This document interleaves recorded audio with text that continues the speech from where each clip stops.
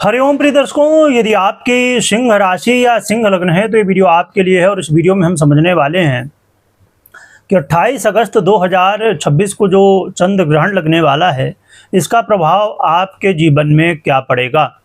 प्रिय दर्शकों, ये जो ग्रहण है बहुत ही दुष्प्रभावी है, यानी कि बहुत खराब फल देने वाला है।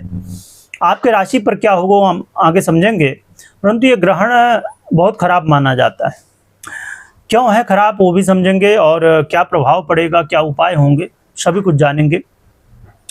ग्रहण के बारे में जो आप डिटेल में यदि जानना चाहते हैं तो इसकी वीडियो हमने अलग से बना के और डाल दी है, तो आप जो है तो देख सकते हैं। डिस्क्रिप्शन में हम लिंक भी देने की कोशिश करेंगे, या तो आप चैनल में ही विजिट करके और देख सकते हैं ग्रहण की वो अलग से वीडियो। उसमें किन किन देशों में ग्रहण पड़ने वाला है और क्या नियम है, वो सभी हमने उसमें कवर किया है। चलिए अब बात कर लेते हैं थोड़ी सी ग्रहण की, और फिर आगे ये ग्रहण की स्थिति क्या है और फिर प्रभाव क्या, वो सभी कुछ जानेंगे। देखिए, ग्रहण 28 अगस्त को लगने वाला 2026 में, और ये ग्रहण जो है तो सुबह 8:04 से लेकर 11:22 तक रहेगा। और इसका जो सूतक काल है, 9 घंटे पहले चंद्र ग्रहण का सूतक काल लगता है, जो कि रात्रि में 11:04 से लग जाएगा, यानी 27 अगस्त की रात्रि 11:04, तो 9 घंटे पहले। तो ये मुख्य बात इसमें आपने समझ ली।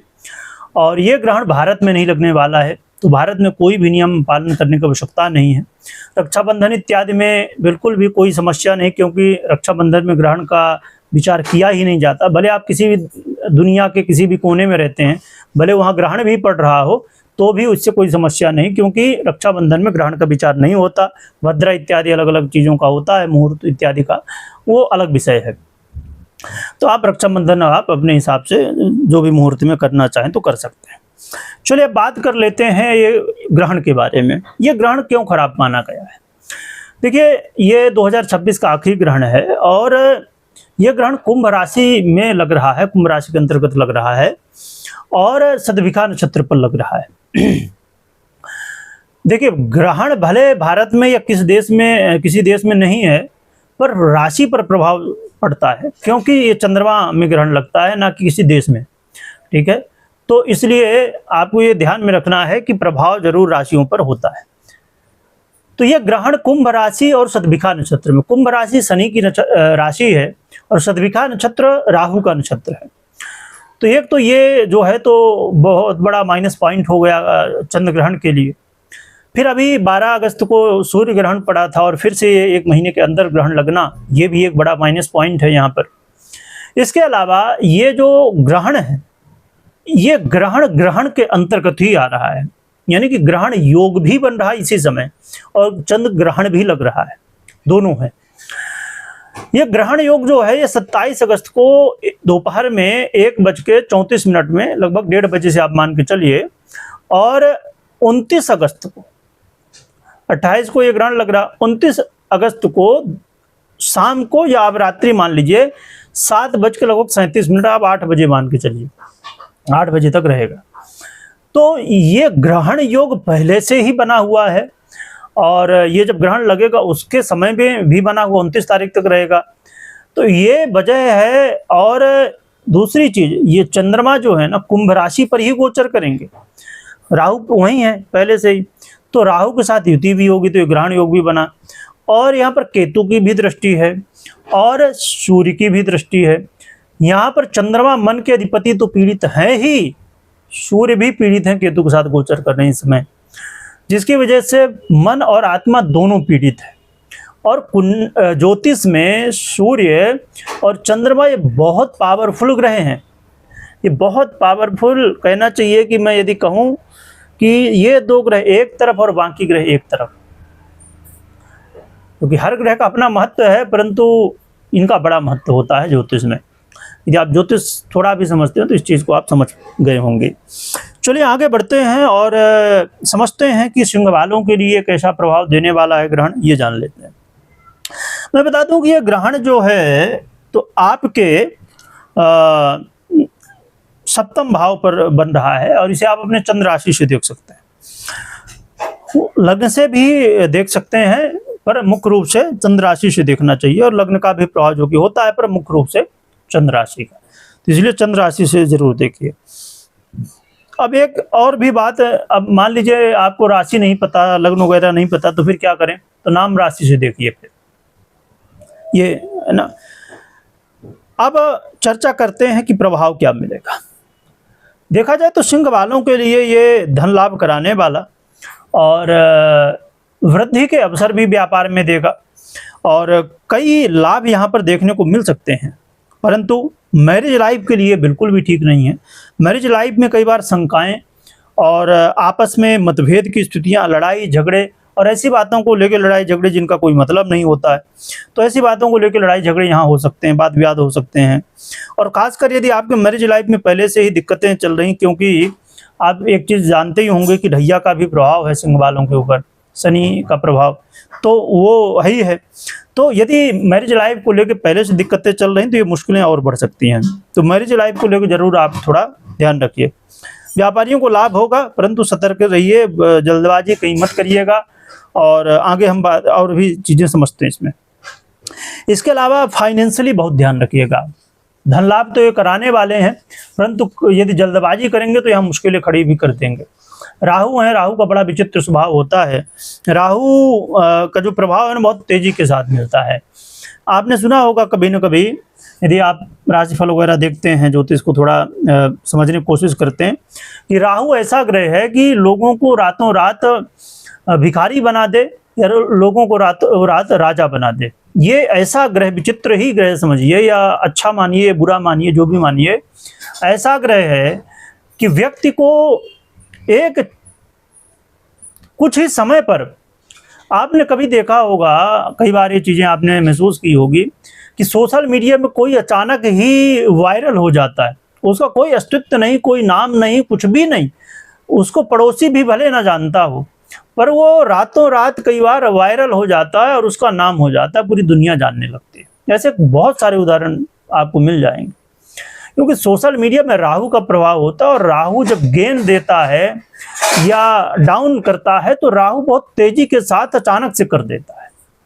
इसलिए धन लाभ यहाँ कराएगा राहु आपको, पर यदि यहाँ गड़बड़ हुई, जल्दबाजी हुई, आपसे गलतियां हुई, तो फिर समझ लीजिए कि यहाँ मुश्किलों में भी डाल सकता है, यानी कि नुकसान भी करा सकता है। एक बात जो कि मैंने कहीं पर फिर से बता दूं कि यदि राहु की, चंद्रमा की, शनि की, इनकी महादशा अंतर्दशा इत्यादि चल रही है तो जरा सतर्क रहिएगा। हाँ, और यदि आपकी कुंडली में पीड़ित अवस्था में है तो फिर, और खासकर चंद्रमा, तो फिर ये मुश्किलें खड़ी कर देंगे ज़्यादा, यानी कि इसके रिजल्ट जो है तो ज़्यादा फिर दुष्प्रभाव मिलते हैं। और सिंह वालों के लिए अच्छा तो है, बहुत खराब नहीं, पर खराब इसलिए भी है कि ढैया भी चल रही है और ये शनि की राशि पर ही लगा हुआ है, इसलिए बहुत ध्यान रखिएगा।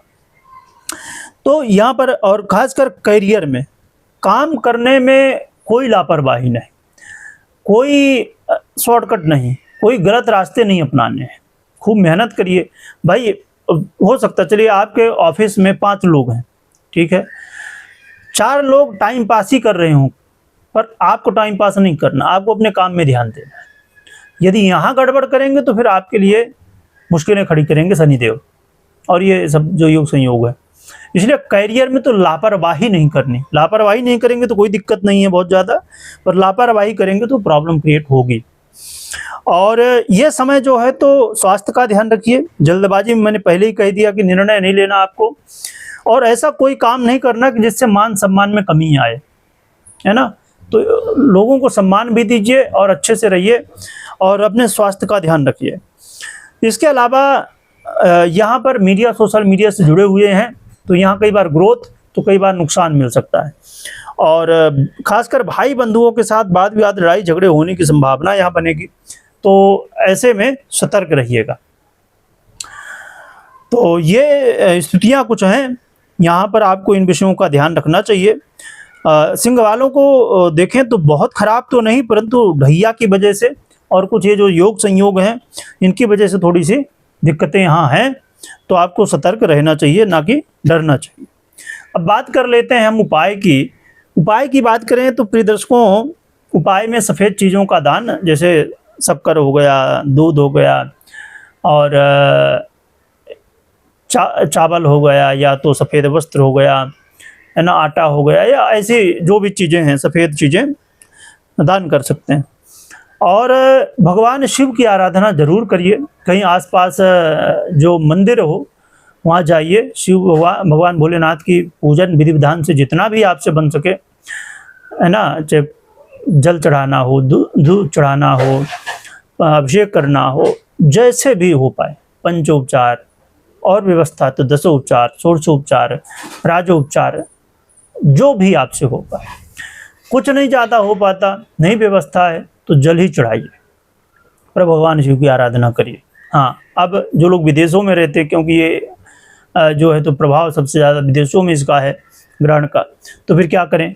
तो यदि मंदिर है तो बहुत अच्छी बात, नहीं तो घर में यदि शिवलिंग है तो शिवलिंग की आराधना करिए घर में ही। नहीं है घर में भी तो फिर क्या करें? तो ओम नमः शिवाय का जप करिए और दान पुण्य करिए। अब दान पुण्य करने का भी कई बार लोग बताते हैं कि गुरुजी वहाँ पर स्थिति नहीं, वहाँ पंडित जी भी नहीं मिल रहे, और कई जगहों पर बड़ा ये गड़बड़ होता है कि गरीब भी नहीं रहते। गड़बड़ मतलब कि लोगों को दान नहीं कर सकते, थोड़ी सी मुश्किलें होती इसमें।